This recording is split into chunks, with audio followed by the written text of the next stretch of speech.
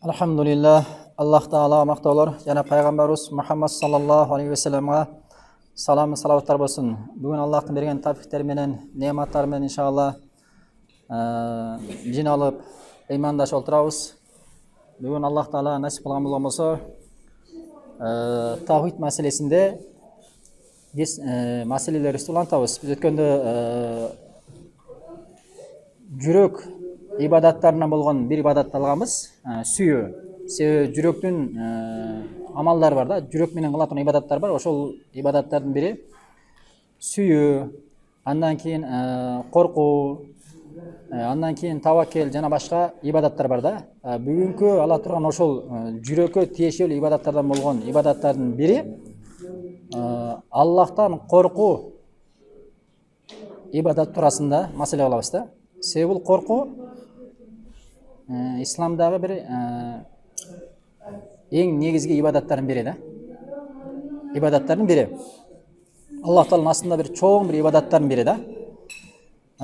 Alimlar aytkanday bul yürek menen Allah Taaladan korku bul yürek menen kılınan ibadatlardan negizi rukunu dep aytат da. Ошондуктан ошол ибадат туурасында айтабыз. Biz өткөндө айттык го biz. Allah Taala ibadat kılуу 3 nerseмен болот. Birincisi suyu, ikincisi Allah'tan korku, üçüncüsü Allah'tan ümit kılуу da. Adam Müslüman adam Allah'a sığınуу da mına ошол 3 nerse менен Allah Taala sığınат да. Ал эми 3 нерсесиз же болбосо экөөнү таштап коюп бирин гана кармануу бул ахли сүнна алымдардын ишенимдеринен эмес да. Себеби мусулман Allah Taala Kur'an ayткандай Yercuna rahmetahu ve yakhafun azaba deydi. Allah Taala Kur'anda mo'min Allah Taala'nın rahmat ümit kılıp azabından korkup Allah Taala ibadat kılat deydi. Oşonduktan Müslüman adam için ibadat kılıuda ibadatты suyup Allah Taala'ны suyup jana Allah Taala'dan korkup jana Allah Taala'nın keçirimen ümit kılıp mına ошондой ibadatlar menen ibadat kılış barыбызга millet eken.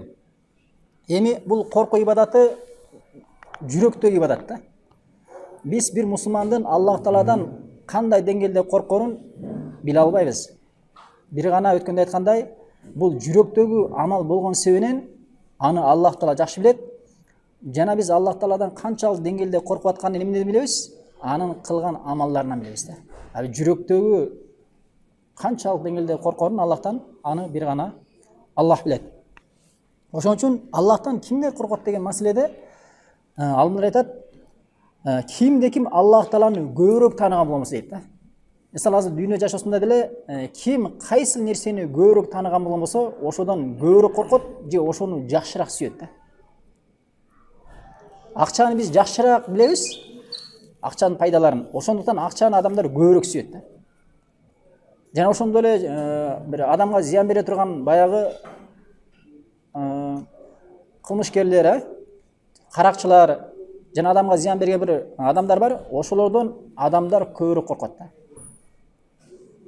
Эмне үчүн? Себеби аларды уга берип кээ бир нерседен коркуп калган да. Бирок биз Аллах Тааланы, бүткүл ааламдын Раббысы, ошол эле адамдарды, ошол эле жиндердин баарын жараткан Аллах Тааланы тааныбагандыгыбыздан коркуубуз төмөн экен да.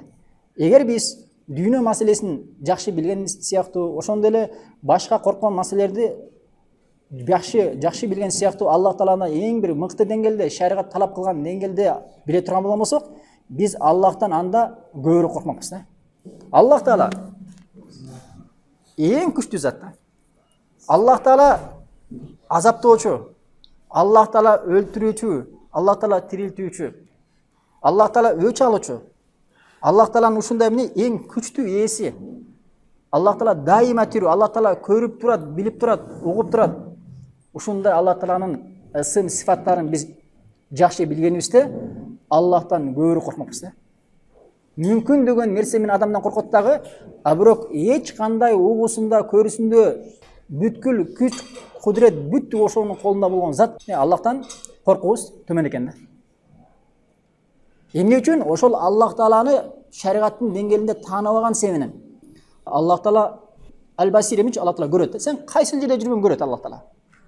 ас-сами, Алла Тағала сен қандай ғана сөз сөйлеуін Алла Тағала ұғады. Алла Тағала асманда, бирок сенин эмне кылып атканыңды көрүп, угуп билип турат Алла Тағала. Жана ертең кыямат күнү ошондон сурайт. Мына ушундай заттан коркпой, башка бир Алла Тағала жараткан, эч нерсеге пайда, зыян бере албаган, зыян берсе дагы, пайда берсе да Алла Тағаланын каалоосу менен гана пайда зыян бере турган бир макулуктан коркуубуз көбүрөөк да. Ошондуктан Алла Тағала Куранда эмне деген? Иннама яхшаллаха мин ибадихи ал-уламау деген. Аллах Тағаладан чыныгы корко тургандар алар кимдер деген? Алар алымдар, илим ээлери деген. Себеби эмне үчүн? Аллахтан корко тургандар бир гана эмне? Чыныгы корку менен корко тургандар алар эмне? Илим ээлери деген. Себеби алар Аллах Тағаланы тааныйт, ысымдары менен, сифаттары менен тааныйт. Ошон үчүн Фудоль ибн Ияд деген алым айткан, эгер адамдар дейт, адамдардын ким экенин чыныгы деңгээлде билгенде, алар эмне эс алышмак дейт. Биз адамдар өзүбүздүн деңгээлибизди билбей эткенбиз да. Жана Аллах Тааланын дагы кандай улук зат экенин билбей эткенбиз да. Ошончо дейт, адамдардан корккондон кийин Фудоль ибн Ияд деген белгилүү имам айтып атпайбы? Эгер дейт, адамдардан коркуп, Аллах Тааладан коркпой атканда, эмне дейт ал? Эгер адамдар дейт, адамдардын кандай деңгээлде экенин жакшы билгенде, Аллах Таала жараткан деңгээлде билишкенде дейт, алар анда эмне эс алышмак дейт. Эмнеден эс алышмак? Ошолордон коркудан да. Себеби канча адамдар бар, Аллахтан коркпой, адамдардан коркуп кыйналып жашап атат да. Баланча минтип коет, тигинче тигинтип коет, баланча минтип салат, тигинче тигинтип салат деп, ушул адамдардан коркуп жашайт да. А бирок чыныгы коркуга татуу болгон Аллах Тааладан коркпойт да. Чыныгы коркуга татуу болгон Аллах Тааладан коркпойт да. Корк десең да коркпойт. Эмне үчүн? Себеби жүрөгүндө Аллахтан болгон корку болбогондуктан Аллах Таала эмне өзүнөн башка корко турган нерселерге таштап койгонданчы. Жүрөгүндө ошол нерсе толуп калган да. Мына ошондуктан алымдар айт, кайсы бир адамдын жүрөгүндө дейт, Аллахтан болгон корку чыныгы боло турган болсо, анын жүрөгүндө Аллахтан башка корко турган нерселер эчтекеси калбайт дейт. Калбайт экен да.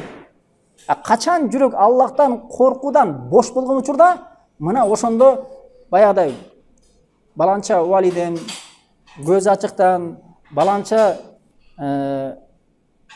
зыян берген кылмышкер дейбизби, же баланча кабыр ээси дейбизби, же баланча жолдо кетип атканда машинанын дөңгөлөгү тайып кетсе, өзү баягы желип калган, бүдөйүн деп калган пакышканы салып алган, анан катуураак буурганда кичине тайып кетсе, ушул жерде оли бар экен дейт. Ушундай да адамдар.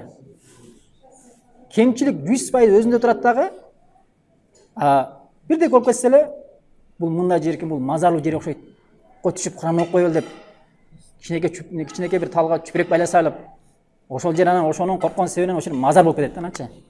Эртең бир жылдан келсең, арда адамдар жиналып, кызылы, көгү, карасы, чүпүрөк байланып, баягы тал чүпүрөктөрдү көтөрө албай калган да. Көрүңүздөр Ошондуктан чыныгы корку менен корко турган кимдер экен? Аллах Тааланы ким чыныгы тааныган болсо, мына ошолор чыныгы Аллахтан коркот экен да. Ал эми андан төмөнү өздөрүнүн илимине жараша, деңгээлине жараша Аллах Тааладан коркуу башталат экен.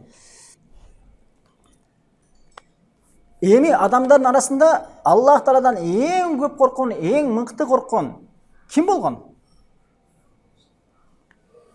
Ким болгон? Себеби Аллах Тааланы эң мыкты тааныган болгон да. Бирок биздин арабыздагы эң мыкты ал ким? Пайгамбарыбыз саллаллаху алейхи ва саллам. Ошон үчүн Пайгамбарыбыз саллаллаху алейхи ва саллам эмне дейт? Пайгамбарыбыз саллаллаху алейхи ва саллам Анас ибн Малик риваят хадисте айтат: "Ана а'ламукум билла" дейт да.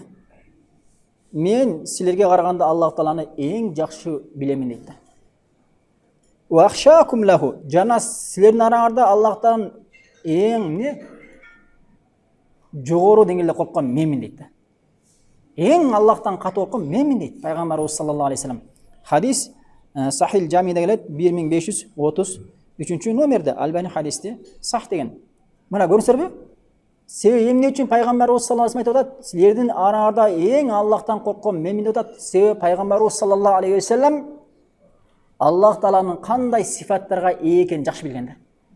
Кандай сифаттарга, канчалык кудуреттүү экенин пайгамбарыбыз жакшы билген. Пайгамбарыбыз саллаллаху алейхи ва саллям намаз фарз болгондо, билесиңер, миражга көтөрүлгөндө Аллах Тааланын кудуретін көргөн да. Аллах Тааланын кудуретін көргөн. Периштелерди көргөн. Ушундай чоң периштелерден Аллах Тааланын үнү чыкканда кандай деңгээлге чөйрүн көргөн да пайгамбарыбыз. Ошол хадистердин биринде Жабир ибн Абдуллах риваят хадисте пайгамбарыбыз саллаллаху алейхи ва саллям айтат: "Мен качан миражга көтөрүлгөндө Жебрил алейхиссалам көрмөйт да. Жебрил алейхиссаламды ушундай Аллахтан катуу корккон абалда көрдүм" дейт да. Караңыздар, Жебрил алейхиссалам канаты канча, канатын жасса ушундай уфук деп коет да. Горизонтту асманда толуп жабат да канатын жазгандачы. Ошондой чоң периштени пайгамбарыбыз саллаллаху алейхи ва саллям миражга көтөрүлгөндө Аллахтан ушундай корккон абалда турганын көргөн да. Биз болсо Аллах Тааладан чыныгы корко турган затты Аллах Тааланы таштап коюп, Аллах жараткан макулуктардан корккон абалыбызда Раббыбызды эстен чыгарып жүрөбүз да. Кимден корккон абалыбызда? Башка Аллах Таала жараткан макулуктардан корккон абалыбызда Раббыбызды таштап коюп жүрөбүз да. Анан ыйманыбыз көтөрүлбөйт дейбиз. Ой, илимим жок дейбиз. Ой, ибадаттарым жакшы болбой атат дейбиз. Сен өзүң коркуң төмөн болгон заттан кантип ага бир хушу менен ибадат кыла аласың? Мусулмандардын деңгээли. Ошентип урматтуу туугандар, андай болбош керек. Пайгамбарыбыз саллаллаху алейхи ва саллям Айшаныбыз риваят хадисте "Валлахи" дейт. "Лау та'аламуна ма алам ла дахиктум қалилан ва ла бакайтум кассирон" дейт. Эгер силер дейт, Аллах Тааланын аты менен касам ичемин дейт. Эгер силер мен билген нерсени билгениңерде, анда эмне көп ыйлап аз күлмөксүңөр дейт. Пайгамбарыбыз саллаллаху алейхи ва саллям бул нерсе менен эмне айтып атат? Пайгамбарыбыз саллаллаху алейхи ва саллям миражга көтөрүлдү. Пайгамбарыбыз саллаллаху алейхи ва саллям жаннат менен тозок көрсөтүлдү. Жана башка көп деген Аллах Тааланын кудуреттерин көрдү. Мына ошондон пайгамбарыбыздын арабызда эң Аллах Тааланы жакшы тааныган жана Аллахтан көп корккон пайгамбарыбыз саллаллаху алейхи ва саллям. Ошондон илимди артырыш керек да. Аллаха болгон. Ошон үчүн алдымдар айт, кимдин Аллах Тааланын ысым сифатынан илими канчалык деңгээлде жогору боло турган болгон болсо, ал ошончолук Аллах Тааланы жакшы тааныгандыгы үчүн Аллахтан коркусу көбүрөөк болот дейт да. Аллахтан коркусу көбүрөөк болот дейт. Жана Айша энебизден келген хадис Бухариде 1044 номерде, ал эми Жабир ибн Абдуллахтан келген хадис Табаранидин Аусатавты китебинде 4679 номерде хадисти Альбани жана башка алымдар сахиhlешкен. Эми коркуу маселесин кыскача алдык. Коркуу маселеси өткөндө сабактагыдай эле дал сүйүү сыяктуу алда бөлүнөт да. Кээ бир коркуу важип болот, кээ бири ширк болот, кээ бири күнөө болот, а кээ бири мубах болот да. Иншалла ошо төрткө бөлүнөт, ошону иншалла кыскача биз алабыз. Биринчи важип болгон коркуу. Кимден коркуш важип? Баарыңарга белгилүү, Аллах Тааладан коркуш важип да. Фарыз, важип, миллет. Бул эң чоң ибадат. Өзүңдү жараткан зат, өзүң деле эмес, жалпы адамдар менен жиндерди, жалпы асман менен жети кабат асман, жети кабат жер бүттүгүн жараткан зат Аллахтан коркпогондо сен кимден коркосуң? Ошон үчүн илимелер бири-бирине сүйлөгөндө эмне дейт? Бир харам иштен кайтарганда иттакулла дейт, Аллахтан коркуң дейт. Аллахтан коркуу эмнеде коркуу? Мусулмандын Аллахтан коркусу жемиш ал Аллах Таала буйруган ибадаттар аткарып, Аллах Таала кайтарган иштерден кайтуусун алып келиш керек да. Мына ушул коркунун асары, белгиси да. Ал эми бир адам корком деп бирок не Аллах Таала буйруган амалдар аткарбаса, Аллах Таала кайтарган иштерден кайтпаса, андан корком дегени жалган да. Корком дегени жалган. Аллах Таала Куранда буга далил "Фала тахафухум ва хафуни ин кунтум муъминин" дейт да. Аллах Таала муъминдарга кайрылып эмне дейт? Али Имран сүрөсүнүн 175-аятында "Фала тахафухум" алардан коркпогула дейт да. алардан коркпогула. Ва хафун ин кунтум муминин. Эгер чыныгы момун боло турган болсоңор, эгер чыныгы момун боло турган болсоңор, анда менин жалгыз өзүмдөн коркпа дейт. Эгер чыныгы момун боло турган болсоңор, анда менин жалгыз өзүмдөн коркпа дейт. Андан башка мушриктерден, кафирлардан, шайтандардан жана башка эчтекеден мусулман коркпош керек. Дагы ушул биринчи бөлүмүнө важип болгон коркууга далилдердин бири Аллах Таала Тоба сүрөсүнүн 18-аятында мындай айтат. Иннама я'муру масajidallohi man amana billahi wal yawmil akhir wa qama as-salata wa ata az-zakata wa lam yakhsha illa Allah deyт. Аллах Таала бул аятта мынтип айтат. Аллахка чыныгы ыйман келтирген, жана кыямат күнүнө ыйман келтирген, жана намазын толук тургузган, жана зекетин берген адам, жана Аллахтан чыныгы корккон адам гана Аллах Тааланын үйү болгон мечитти сала алат дейт. Салат дейт. Мечит салган адамдар кимдер экен?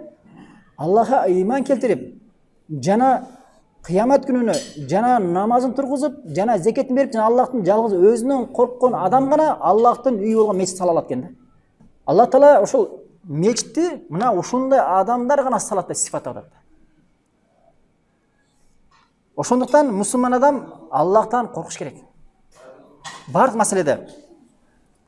Эми ушул Аллахтан болгон коркуунун түрлөрү бар. Биринчиси, мусулман адам Аллахтан коркуш керек. Эмне нерседен? Күнөөгө түшүп калуудан Аллахтан коркуш керек. Күнөөгө түшүп калуудан Аллахтан коркуш керек. Анас ибн Малик риваят хадисте пайгамбарыбыз саллаллаху алейхи вассалам аннан набия саллаллаху алейхи вассалам дахала ала шаббин ва хуа фил маут дейт. Пайгамбарыбыз саллаллаху алейхи вассалам бир өлүм төшүндө жаткан бир балага барат да. Факала кайфа таджидука. Пайгамбарыбыз саллаллаху алейхи вассалам ошол адамга, ошол жаш балага барып, сен өзүңдү кандай таап атасың дейт да. Өзүңдүн абалыңды кандай көрүп атасың, кандай сезип атасың дегенде, баягы жаш бала эмне дейт? Валлахи я Расулаллах.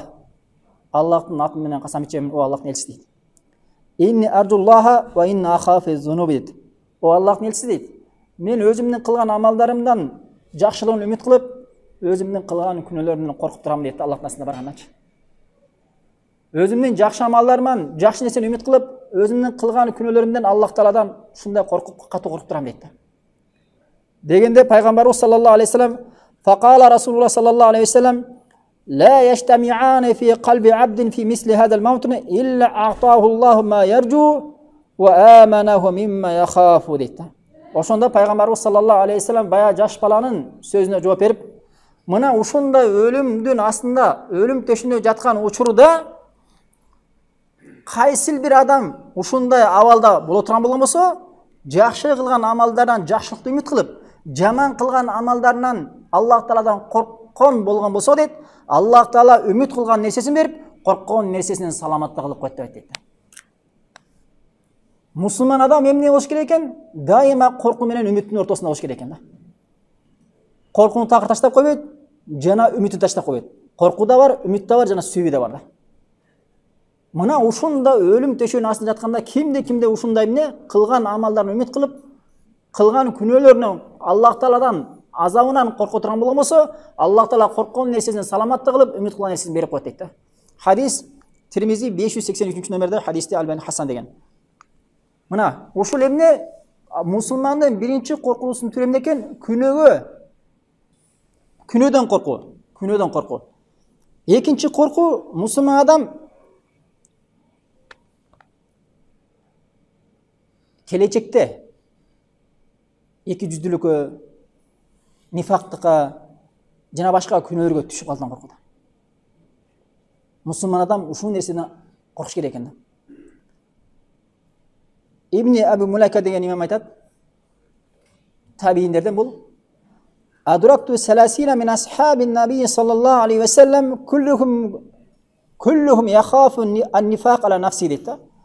Мен дейт пайгамбарыбыз саллаллаху алейхи ва салламдын 30 сахабасына жолуктум. Ошол сахабалардын бардыгы дейт өздөрүнүн эки жүздүктөн коркут дейт да. Мен 30 сахабасына жолуктум. 30 сахаба тең пайгамбарыбыз саллаллаху алейхи ва саллам сахабалар дейт өздөрүнүн эки жүздүктөн коркут дейт да. Ошол учурда да же келечекте дагы эмне түшүп калыштан коркут дейт. Ат-Тарихил Кабир деген кітабында 5-137 номерде.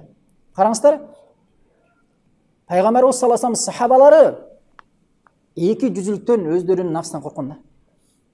Мына мұсылман адам осындай болуш керек екен да. Үшінші түрі мұсылманнан қорқа тұрған. Мұсылман адам білесіңдер, намаз оқиды, ораза қармайды, зекет береді, садақа береді, жана башка солих амалдарды кылат. Бирок ошону кылып койгондон кийин кылгышы өзүнчө, кылып ошо солих амалды кылуу өзүнчө бир маселе болгон болсо, кылгандан кийин дагы мусулман адам коркот экен да. Ошол кылган амалым Аллах Таала кабыл кылдыбы же кылган жокпу? Же эртең Аллах Таала кайта бетиме кайтарабы аны? Деп ошол Аллах Таала кабыл кылдыбы же кылган жок, кабыл болдубу же болгон жокпу деген маселеден коркот экен да мусулман. Коркуш керек экен да.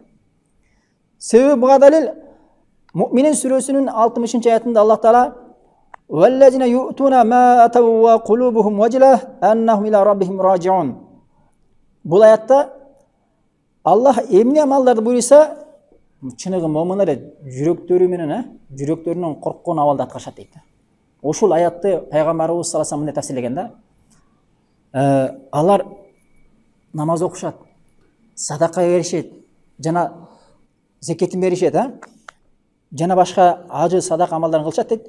Бирок ошону бергенден кийин дагы Аллах Таала ошол кылган амалымды кабыл кылдыбы же кабыл кылган жокпу деп жүрөктөрүнөн коркушат дейт да. Биз болсок солих амалды кыла албай ошону армандап жүрөбүз да. Мурунку өткөн имамдар, алгачкы коомдогу адамдар алар солих амалдарды кылып, жөн эле кылып койгондон кийин таштап коюшпостон ушул кылган амалдарым кабыл болду, кабыл болгон жокпу? Мына ушудан корккон экен да. Себеби кылган өзүнчө маселе, кабыл кылуу өзүнчө маселе да. Ошон үчүн Ибн Умар эмне деген? Эгер Аллах Таала менин бир кылган амалымды кабыл кылганы туурасында мага кабар келе турган болгон болсо, мен анда Аллах Тааланын сүйгөн таква кулдарынан болот элем деп айткан да. Себеби Аллах Таала Куранда иннама ятакаббалуллаху минал муттакин. Себеби Аллах Таала Куранда Аллах Таала ибадатты өзүнүн таква кулдарынан гана кабыл кылат деп айткан дейт да. Ибн Умар айтат, эгер менин бир эле кылган ибадатым Аллах Тааланын астында кабыл боло турган болгон болсо, мен бактылуу адам болот элем дейт да. Биз деген көптөгөн ибадатты кылдык да, бирок кабыл болду же болгон жок, эртең кайта бетибизге урулган абалда келеби? Ал менен ишибиз жок да. Эмне себептен? Илимибиз жок. Ыйманыбыз төмөн. Дүйнө маселесинен башты чыгара албай ушундай бир жаман абалда жүргөнүбүз барыбызга анык да. Үчүнчүсү бул. Төртүнчүсү, мусулман адам азбы көппү жашагандан кийин анын эмнеси келет? Ажалы келет да. Ошол ажалы келген учурда жаман өлүм менен өлүп кетиштен, бул дүйнөдөн жаман өлүм менен өтүп кетиштен коркот экен да. Аллах Тааладан. Каралы. Себеби сен билбейсиң, азыр алхамдулилла намаз окуп жүрөсүң, тавхидтин үстүндөсүң, туура акыйдадасың, машалла жүгүп жүрөсүң. Бирок эртең сен өлүм келгенде, түшүктүн астында жатканда эмне айтып өлөсүң? Ыймандын үстүндө өлөсүң, тавхидтин үстүндө өлөсүң, же куфурдун же ширктин үстүндө өлөсүң, бидаттын үстүндө өлөсүңбү? Бир чоң күнөөнүн үстүндө зина кылып өлөсүңбү, Аллах сактасын? Же бир уурулук кылып атып өлөсүңбү? Же ажатканада жатып бир жаман абалда өлөсүңбү? Же арак ичип мас болуп эз учунду билбеген абалда өлөсүңбү? Аллах сактасын. Кандай деген өлүм түрлөрү бар да. Бирөө айтат, бир адам өлүп калып, мени имам айтып атат да, чакырды дейт. Бардык дейт. Намаз окуйбу деп айтсак, намаз окуйт деп айт дейт атасы. Бирок кирип, перчатканы кийип алып, кийимдерди кийип алып, жуайын десем, аябай катып сасыйт дейт да. Мен ушунча өлүк жууп жүрүп, ушунда өлүктү көрбөптүм дейт да. Ушундай 1-2 мүнөт эле чыдайм дейт да. Кыйналып кетем дейт да. Баягы ушунча сасытканачы. Жанагындай эмелерден, маскалардан кабаттап кетти, бир болбойт дейт да. Баягы жыты, өлүктүн жыты жууганга мүмкүнчүлүк бербейт дейт да. Несі болса да ептеп, чачып-пачып, ептеп жудық дейді. Бирок мен ушул адамды жуганда, ушул адам бир жакшы эмес адамдай мага сезилди дейт да. Бирок атасы эмне? Намаз окуйт айтып койгон дейт. Бирок ошентип узат дейт. Кийинчерээк мага ошол баланын атасы келди да эмне деп айтты дейт? Баланча имам, сізден кешірім сұраймын деп айтты. Эмнеге кешірім сұрайсыз деп айтсам, баяғы қаза болған балам намаз оқып эле, алден ушундай ичкиликтин үстүндө жанагындай сайынып, ушундай бир эмне жаман иш, жанагындай күнөө, зина ушундай. Ошондон үстүндө каза болгон болчу деп айтты. Көрдүңөрбү? Ошондуктан билбейсиң кандай өлүм келет. Аллах сактасын. Сенин акыркы өлүмүң кандай болгон болсо, ыймандын үстүндө сүннөт үстүндө алхамдулилlah жакшы. Бир күфүрдүн, ширктин, бидаттын үстүндө анда ошого жараша болот. Алымдар бири айтат, ушул жаман өлүм менен өлүп кете турган себептер аябай көп дейт. Жолдору, эшиктери аябай көп дейт. Ошолордун эң башында турган нерсе, эң коркунучу дейт, адамдын дүйнөгө болгон умтулуусу дейт. Дүйнөнү сүйүүсү дейт. Адам жаман өлүм менен өлүп кеткендердин эшиктери, жолдору, себептери аябай көп дейт. Бирок ошонун эң башындагы коркунучу нерсе дейт, бул адамдын дүйнөгө умтулуусу дейт. Дүйнөнү сүйүүсү дейт. Дүйнөнү сүйгөн адам ал эмнеден куркалат? Баарынан куркалат. Аллах Тааланы сүйүүдөн да куркалат. Илим талап кылыштан куркалат. Жана ибадатты бир жакшы аткаруудан куркалат. Жана ошом төмөндө дүйнөнүн артынан куала берет. Алхакумут такасур хатта зуртумул макабира. Дүйнө силерди кабырга келгендерге чейин дүйнө жин силерди эмне алаксытып кой дейт. Кабырга келгенче сени, кабырга киргенче сени эмне дүйнө алыстат. Өлүм жазылган ажал келген экен, өлүм жийноос токтоду да. Бирок өлүм келбесе, ал тойбойт, кайта эле жыйнап жүрө берет да. Өзүнүн ишин бүтүрсө, дүйнө маселесинде, ой баламдыкы дейт да. Баласыгын деле бүтсө, ой неберем бүтүп коюн, неберемни минтип коюн, тигинтип коюн. Өзү баса албайт. Сорго жүрөт. Бир дивандын үстүндө нормально отура албайт да. Бирок небересин ойлойт да. Небереси тентиңдеп өзү менен жүрөт да. Көрдүңөрбү? Ошондой бир абалда турат. Эртең топуракка барганы турат. Бирок небересин ойлойт да. Эмне? Бул дүйнөнү сүйгөндүн натыйжасы. Дүйнөнү сүйгөндүн натыйжасы. Ошол эң себептердин бири эмне? Дүйнөгө болгон умтулуу жана ахиреттен болгон бет буруу дейт да. Ахиретке болгон амалдардан бет буруу да. Эң чоң себеп эки себеп экен да. Эң чоң эки себеп экен. Жана бир адамга үй салып, жанында үчтер менен жүргөн адамдар. Эмелер бар го бу жерде. Стройка менен жүргөн балдар бар го. Үй менен жүргөн адамдар бирөө каза болгондо ла илаха иллаллах деп айтканда, ал баланчанын үйүнө оңдош керек, тигинченин үйүнө оңдош деп айткан экен. Көрөңүз. Баланчанын үйүнө оңдош керек, тигинченин үйүнө оңдош керек деп айткан дейт. Эмне болгон? Өмүр бою килен тизеп жүргөн алчы. Килен тизеп жүрүп, баланчаны оңдош керек, тигинчени оңдош керек, тетрадтан жазып койгон да. Үйүнө келген сайын эмне болду десе, жок, баланчаны оңдош керек, тигинчени калып калды, тигинченин баланчасын оңдош керек. Ошо өткөн өмүр барчы. Айта берип, жүрөк ушундай толуп калган да. Жүрөктө сыкканда, жүрөктө бар нерсе чыгат да. Сен өмүр бою ошол нерсе менен жүрсөң, ошол нерсе чыгат. Өмүр бою илим менен, өмүр бою алхамдулилlah бир зикир менен бир жакшы нерсе менен жүргөн болсоң, ошол нерсе чыгат да. Ошондуктан урматтуу туугандар, андай нерселерге барбаш керек. Суфян Саури бир күнү катуу ыйлаган экен да. Ошондо жанында адамдар бири: "Я Суфян, эмнеден коркуп атасыз? Күнөөдөн коркуп атасызбы? Күнөөдөн коркуп атасызбы?" десе айткан экен да. Мен корккон нерсенин жанында күнөө жеңил деп айткан экен. Себеби алдына имамдар биз түшкөн күнөөлөрдө мындай Алла үчүн ойлонбойт. Бирөөдө мисалы кээде гыйбат кылып коет, жада кээде бир алар гыйбаттан саламат болгон. Же мечитке жамаатка барбай коюштан эмне алар саламат болгон.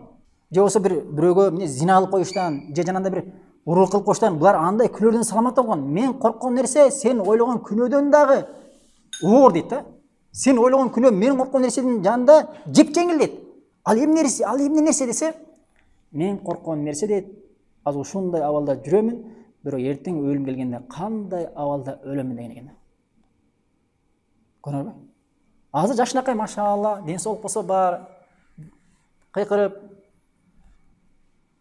жүрөбүз. Бирок эртең өлүм келген учурда кандай абалда өлөбүз? Ошол маселе чындыгында бул имамдарды уктатпаган да, аалымдарды уктатпаган да. Алар эмне жүрөгү тир болгон да, ачык болгон да. А биздин жүрөгүбүз, көзүбүз эле ачык болбосо, жүрөгүбүз эмне? Көрдү да мындай жактарда. Көзүбүз ачык болгон менен да көзүбүз эмнени көрөт? Жалаң эмне дүйнөнү көрөт да. Бирок жакшылыкты көзүбүз дагы эмне ачык болгон менен деле жүрөк көрө албайт. Кээ бир адамдар көзү сокур болгон менен, ажиз болгон менен, бирок эмне көзү жабык болгон болсо дагы эмне салih хамалдарды көрүп ошонун үстүнө умтулушат да. Ошондуктан маселе көздүн көрүүсүндө эмес. Маселе эмне? Жүрөктүн көрүүсүндө да. Биринчи корку эмне экен? Биринчи корку эмне? Аллах Тааладан коркуу. Мына анын астында Аллах Тааладан коркуу дегенде ушундай 4 нерсе, жана башка көп нерселер бар. Бирок кыскача ушундай маселелерден коркуш керек. Экинчи коркуу. Экинчи коркуунун түрү ширк коркуу. Ширк да бул. Бул чоң ширк. Адамды ыймандан чыгарат, адамды исламдан чыгарат да. Аллах Таала Куранда Ал-Имрон сүрөсүнүн 175-аятта мындай дейт: "Иннама заликми шайтану юхавифу аулияху, фала тахафухум ва хафуни ин кунтум муъминин" дейт да. Аллах Таала Куранда айтат: "Момундар" дейт, "Силерди шайтандар" дейт, "өздөрүнүн жакын адамдары менен коркутат" дейт да. Алардан коркпогула силер. Эгер чыныгы момун болгонсоңор, менин жалгыз өзүмө коркула дейт да. Карала. Шайтан өзүнүн аулиялары менен, аулия деген эмне? Өзүнө ээрчиген жакын адамдар менен, мушриктер менен, кафирлар менен, жана башкалар менен мусулманды коркутат. Биз мындайбыз, тигиндейбиз деп коркутат дейт, коркпула дейт. Ошондуктан мусулман адамдар ушундай бир эмне, шайтандын жакын адамдары келип сага ушундай бир нерселер менен коркута турган болгон болсо коркпошуң керек да. Сен деген мындайсың, силер деген мындайсыңар.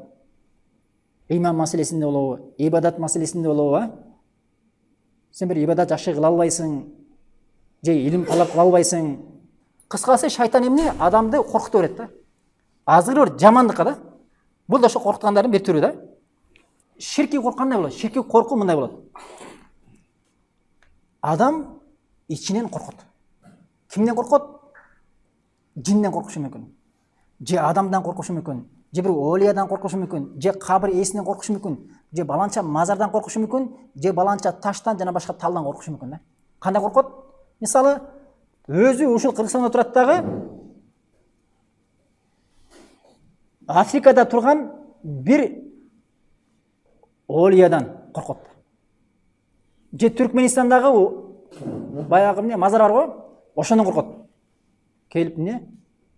Бир зыян берип койбосун экен деп. Же болсо өзү Кыргызстанда, Индияда турган бир эмне? Шейх менин жүрөгүмдү билип турат дейт мисалы. Деши мүмкүн да? Коркот. Баягы жүргөн басканын оңдопчу. Баягы бир нерсе айтылат. Бирөө сапарда жүргөн экен да. Сапарда жүрсөм дейт, ушундай бир жаман күнөө ишке жалгыз жүргөндөн ба? Жалгыз жүргөн шайтан азырат го. Жалгыз жүрүп ушундай бир досторумдан ажырап жалгыз жүргөнүмдө шайтан бир жаман ой салып бир күнөөгө бир жакындап калганымда шейхим ошол нерсемди билип коюп дейт. Мага эмне кепични ырытканда башыма келип тийбеди деп айткан экен да. Ошол нерсе мен ошол күнөөдөн сактап койду деп айткан экен да. Көрөбү? Бул мүмкүнбү? Бул ширк да. Бунун баары ширк. Аллах Таала билет бирөөнүн жүрөгүндө эмне болуп атканын. Аллах Таала көрүп турат ким кандай иш кылып атканын, бирок Аллах Тааладан башка эч ким бир шейх же олия же бир кабиреси бир адамдын жүрөгүндө нерсесин, кандай иш кылайын деп аткан нерсесин аны билиши мүмкүн эмес да. Кимде ким ошентип өзү ушул жерде туруп кабиресинен же жанагындай шейхтерден, олиялардан жана корко турган болгонсо бул чоң ширк да бул. Себеби Аллах Тааладан корко турган нерсени Аллахтан башка бирөөгө арнагандыгы үчүн болот да. Бул кимге татыктуу ибадат? Кимдин акысы бул? Аллахтын акысы да. Ал эми адам баласы адамдын жүрөгүндесин биле албайт да. Бул мүмкүн эмес. Аллах Таала адам баласына мындай нерсени берген эмес. Адамдын алыста туруп эмне кылып атканын, же жүрөгүндө нерсени эмне болуп атканын Аллах Таала бир адамдарга берген эмес да. Кимде ким ушул ибадатты, ал-басир, көрүү ибадатын, ал-алима, билип турат деген, көрүп турат деген ибадатты Аллахтан башка бирөөгө арнай турган болгон болсо, ал ушул маселеде ширк кошкон болот. Чоң ширк бар. Жиндерден деле. Кээбирлер жинден коркот, Жиндер пайда берет. Аллах Таала пайда бергендей, пайда берет, зыян бергендей, зыян берет деп жинден корко турган болгон болсо, ал анда бул да чоң ширк. Чоң ширк. Жин да Алла Таала жараткан макулук. Коркпош керек жиндерден. Ооба, табигый корку болушу мүмкүн. Табигый корку бар, бирок караңгыда кеткенде бир кандай бир деңгээлде адамдар зыян берген сыяктуу жиндер да бир зыян берип коюшу мүмкүн. Проблема жок. Табигый корку да. Мисалы адамдардан деле коркосуң го, түндө бир масаданбы же түндө бир жаман жерде жүрсөң, адамдар зыян берип коюшу деп коркосуң, ошол сыяктуу эле бир жиндерден дагы бир жиндердин арасында бир тентектеринен адамдар зыян берген сыяктуу зыян берип корккон болсоң, анда эч кандай проблема жок. Бирок Аллахтан корккондой пайда берет, зыян берет деп корко турган болгон болсоң, анда чоң ширк да. Ошон үчүн жиндерден коркпош керек. Кээ бир адамдар, мисалы бизде ушундай сөз бар, кеңири тараган, жиндердин арасында мусулмандар, кафирлар бар, бөлүнөт да алар. Мушриктери бар, алардын деле эмне чыныгы момундары бар, муъминдери бар, мухсиндери бар, алардын арасында такыбалары бар. Жиндин атын айта албайт, 3 тамга дейт да. 3 тамга дегенде жиндер түшүнбөйбү мени. Сен 3 тамга деп атканда эмне? 3 тамга деген адам бар экен деп ойлойбу алар эмне? 3 тамга деген эмне деп ойлойт алар? Арасында тентектер бар дейт, булар деген байкуштар биздин атыбызды айткандан коркот дейт. Бул кандай коркунуч нерсе? Асан дегенде сен Асандын атын айта албайсың. Корку да бул деген. Ошондуктан урматтуу туугандар, жинби? Жин деп ачык айт. Жин туугандарыбыз деп айт. Жиндердин арасында мусулмандар бар, кафирлар бар, жин бир туугандарыбыз деп айт. Эч кандай проблема жок. Алар сени эмне айтып атканын жакшы түшүнөт алар. Жиндер деп кой. Проблема жок. Бирок 3 тамга деп жана айттык го биз, өткөндө сабактан алдык айттык го. Мусулмандардын арасынан кээ бирлери баягы өрөнгө барганда жиндердин, ошол жердеги жиндердин башчысынан бизге зыян берип коюшунан жардам сурайбыз деп жардам сураганда, Алла Таала ошону арасында эмне болуп атканын билет да. Алла Таала айтты го, мына ошол адамдардын жиндерден жардам сураганы жиндердин адамдарга эмне текеперлик кылып зыян берүүсүн арттырды дейт да. Качан адамдар жиндерден жардам сураганда, булар байкуштар турбай деп турган зыян берип баштаганда. Сен дагы ошол эми ширк деп айтпай, 3 тамга деп айтсаң, ширк деп айтпайсың. Бирок бул эмне? Бул биринчиден Куран менен сүннөттө жок, экинчиден бул эмнеге алып барат? Бул жиндерден коркууга алып барат. Бара-бара сен жиндердин атын айта албай калышың мүмкүн. Жин дегенде, 3 тамга дегенде жүрөктөр зирлеп башташы мүмкүн да. Кандай бир дегенде бул эмне? Бул күнөө, бул туура эмес туугандар. Ошондуктан бул эмне? Кандай бир жиндерден коркууга жайлап эмне эшик ачып алып барышы толук мүмкүн. Кайсы бир адам Аллахтан башкадан корко турган болмосо, анын жүрөгү оору дейт. Анын жүрөгүндө оору бар дейт да. Биз баягы жүрөк оорусу эки түрлүү эсиңер, жүрөк оорусу эки түрлүү. Биринчиси эмне? Медициналык жактан оору, бул башка. Буну эмне менен лечение кыласың сен? Буну жүрөк ошол дарыгерлерине барып текшерилип, ошонун натыйжасында дарыланасың. Экинчи оору эмне бул? Шариат жактан, дин жактан, ишеним жактан. Ишеним жактан оору. Эгер сен Аллахтан башкадан корко турган болмосоң, сен анда ишеним жактан ооруйсуң да. Кабыр ээсинен корксоң, арбактардан корксоң, жиндерден корксоң, мазардан корксоң, көз ачыктан корксоң, көзү жабыктан корксоң, корко берсең эмне? Сен жүрөгүңдө оору бар. Эмне оору бар? Ширк оорулары бар да. Куфур оорулары бар, бидат оорулары бар, күнөө оорулары бар. Ушуларды сен эмне? Куран менен сүннөттүн негизинде дарылашың керек. Илим ээлерине барып, ушундай болуп атам мен, ушундай оору менен ооруп атам деп. Сен айтып, анан эмне десе, ошону эмне? Мүмкүн ишенимиң туура эмес болсо, сен туура акыйданы окушуң керек. Көрүңүздөрбү? Ошон үчүн Имам Ахмед айтат, эгерде сен жүрөгүңдү тазалай турган болгон болсоң, сен эч кимден коркпойсуң деп айткан да Имам Ахмед. Эгер сен жүрөгүңдү тазалай турган болгон болсоң, оңдой турган болгон болсоң, сен Аллахтан башка эч кимден коркпойсуң деген да. Аллах Тааладан коркуп турган бир орун жок да жүрөктөчү. Тиги баланчыдан коркосуң, көз ачыдан тигини корко берип, Аллахтан коркуп турган орун калып алган да. Көрсөрбү? Болойт да урматтуу туугандар. Мына азыр ушундай акылыңардын бар кезинде өзүңөрдүн ишенимиңерди оңдоп, акыйдаңарды оңдоп, Куран менен сүннөткө умтулуп, бир жакшы абалга келип албасаңар, эртең картайганда силерге эч кандай нерсе пайда бербей калышы мүмкүн. Сиз адам билесиңер, картайганда Куран бар экен, Аллах Тааланын сөзү бар экен, биякта пайгамбарыбыз саллаллаху алейхи ва салламдын хадистери бар экен нерсени түшүнүп жок да, түшүнбөйт да. Үчүнчүсү күнөө коркуу.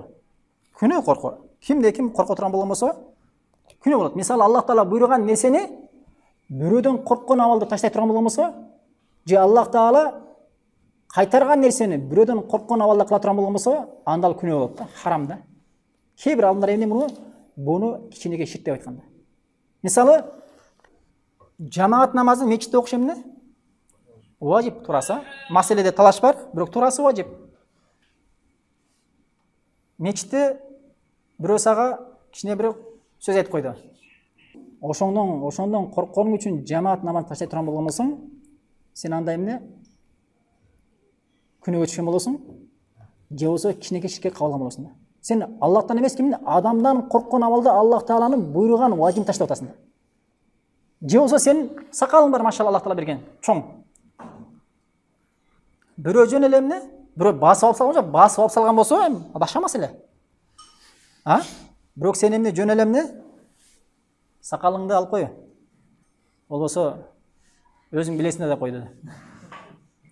Десе эртең барып алып келсең, анда эмне болот? Сен бирөөдөн корккон абалда Аллах Тааланын важибин, пайгамбарыбыз саллаллаху алейхи вассаламдын эми сүннөттөрүнүн каршы келген болосуң да, күнөөкөр болосуң. Же Аллах Таала арам кылган нерсени бирөөдөн корккон абалда кыласың. Мисалы, тойго бардың, арак болуп атат, ошода музыка болуп атат, жана башка арам иштер болуп атат. Бар учурашып ошондо арам болуп атканын көрүп калдым да, жок кетем десең, отур тынч деп койсом, ошол жерде коркуп отурсаң, бирок сага зыян бере албайт. Кичине бир билесиң, сөз менен талашышың мүмкүн, кандай бир деңгээлде бир мамилеңер булушу мүмкүн.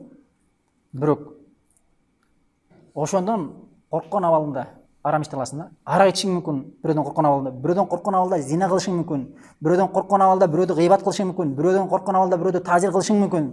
Бирөөдөн корккон абалда ушунда арам иштерди кылдыңбы? Аллах Таала кайтарган. Сен кичинекей ширкке же күнөөгө түшкөн болосуң да.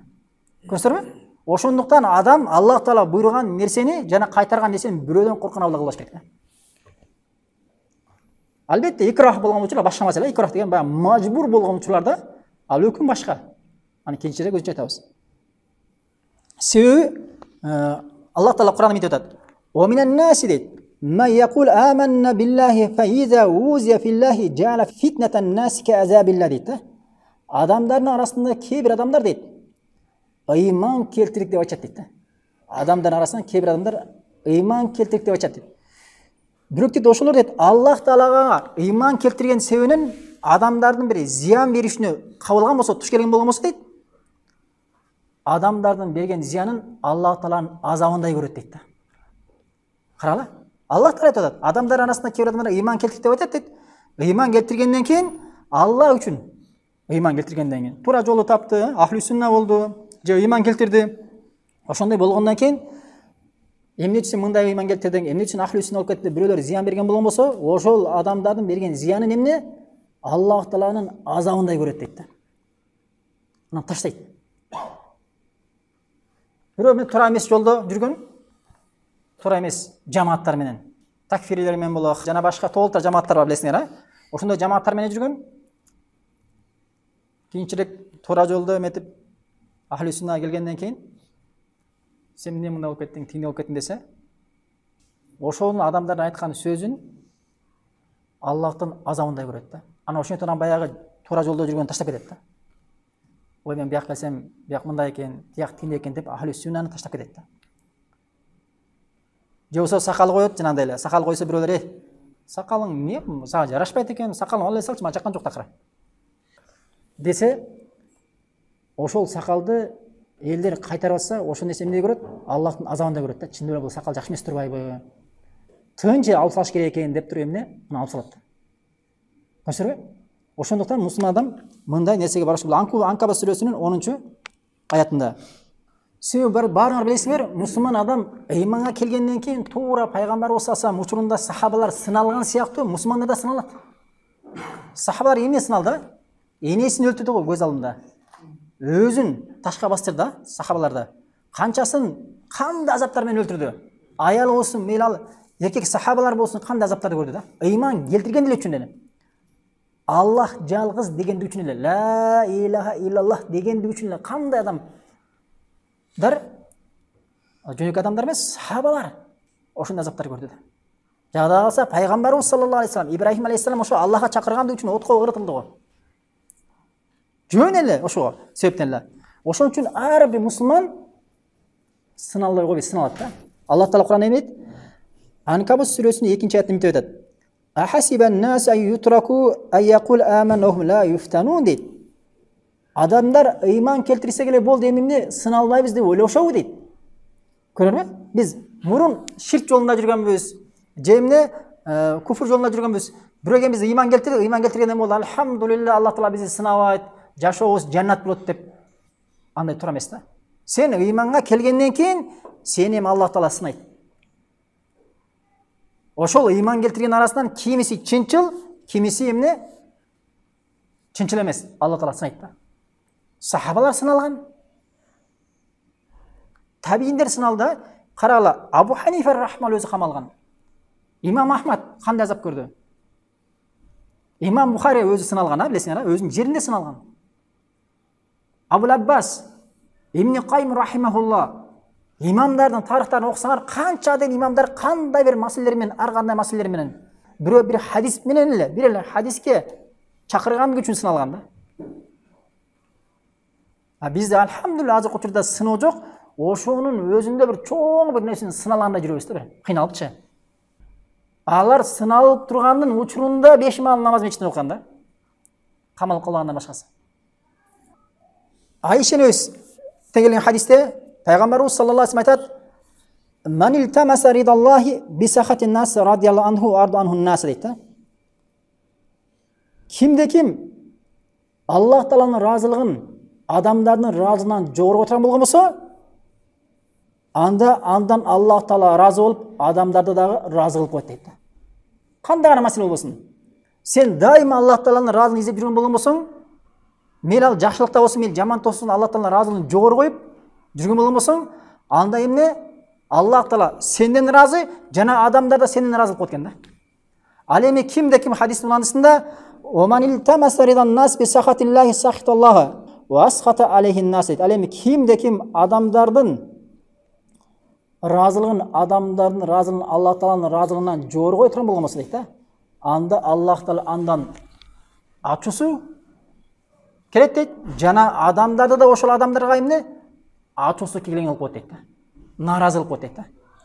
Бизде адамдар бар го, бизде азыр карасаң, тойлордо өзгөчө. Же жанагындай өлүм жетим болгондо эмне кылабыз? Аракты койбой эле коелу. Арак деген арам азы десең, кой болбойт дейт да. Неге болбойт десең, баланча Кудай келет. Ал аракты жакшы көрөт ал. Аракты койбосоң ал ачууланат. Му тойго, столго отурбай кетип калышы мүмкүн дейт да. Көрөбү? Нени жогору коет? Ошол Кудасынын разылыгын бул жерде эмне? Аллахтын разылыгынан жогору коет. Могул нерселердин арам нерсенин кереги жок могул. Мунун баарын алып салгын десең, жок, баланча Кудайга келет. Ага мындай нерсе кылбасаң, ал Кудайгылыкты кечип коюшу мүмкүн дейт да. Толук тура маселелер бар. Ошол маселелерде биз Аллах Тааланын разылыгын адамдардын разылыгынан төмөн коет экенбиз да. Ошондой болгон болсо, анда хадисте айтылгандай, ушундай бир ай бою даярданып, дасторконду жазап, эт десең эт, чучук десең чучук, борсок, эмнеси гана калбайт да. Жертөлөнүн түбүндөгү 1 жылдан бери сактап жүргөн баардык кымбат десең алып чыгасың, турабы?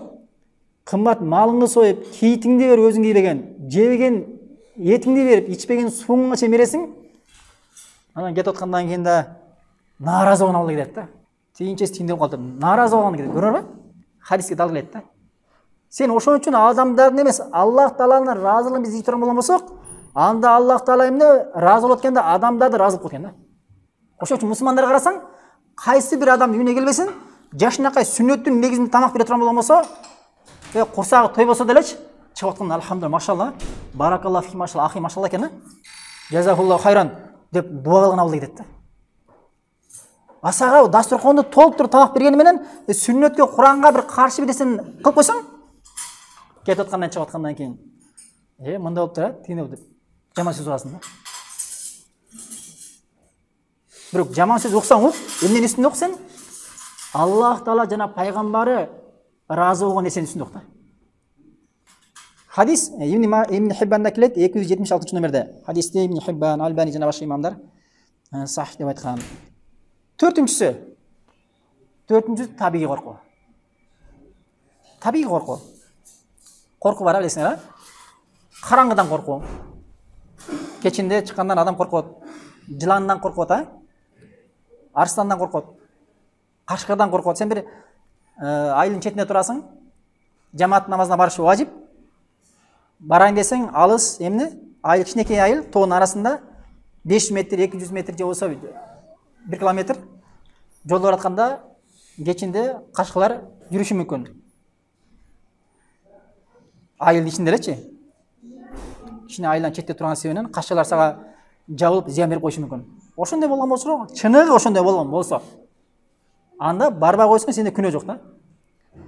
Ал эми өзүң жашынакай жерде туруп эле, 5 километр жердеги иттин ууланып алып эле кашкыр келатат деп барбай койсоң анда болбойт да. Эң негизгиси эмне? Жыландан, жолборстон, кашкырдан, аюудан Россияда жашасаң, жана башка ушундай нерселерден коркуп барбай койгон болсоң, табигый коркуу. Же жинден табигый коркосуң. Жин мисалы бир жаман үйлөрдө жашайт билесиңер, а? Ошондой жерден кээде жакындагандан коркосуң, табигый коркуу. Табигый коркуу бул үчүн эч кандай адам жемеленбейт.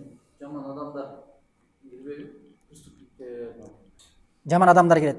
Кыскасы адамдарга зыян бере алган күчү жеткен, а? Күчү жетиш керек да. Шарт эмне? Күчү болуш керек да. Анан өзүңдүн такыр мындай күчү жеткенде кандай? Дене жанан күчү жетиши мүмкүн сени уруп койгонго. Же болсо жанагындай эмне оружиелер менен, а? Пистолет менен же бычак менен ушундай зыян берип койсоң, ошондой учурда корксоң, бул табигый коркуу да. Ал эми эч кандай колунда оружиеси жок, өзү дагы бир сорго басып жүргөн бирөөдөн корксоң, анда болбой калат да. Ошон үчүн чыныгы мындай коркуу, табигый коркуу бар бул нерсе. Бул нерсе үчүн адам жемеленбейт, күнөөкөр болот. Бул мубах да. Кээ бир адамдар мубах деп айтат, а кээ бир адамдар эмне табигый деп атат да. Табигый деп айтат. Мына ушу менен иншалла бүгүн халык маселеси иншалла ушу менен бүттү. Алла Таала баарыбызга берекесин берип иншалла мажлисти берекелүү кылып, билип турган күнөөлөрүбүздү Алла Таала кечирген болбосун.